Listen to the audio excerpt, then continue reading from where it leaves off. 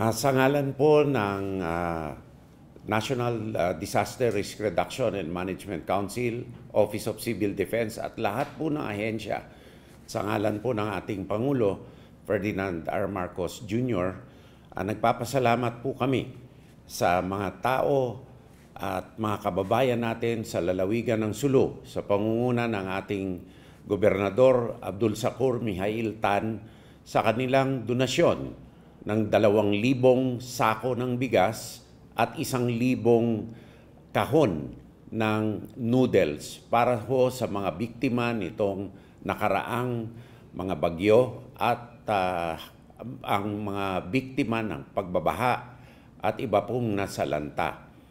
Si Governor Tan po ay kaagad-agad na wala pong hiling, nag-volunteer po na magbigay ang mga tao ng Sulu sa kanyang pangunguna ng nasabi pong mga relief goods on the first day na tumama po ang weather disturbance.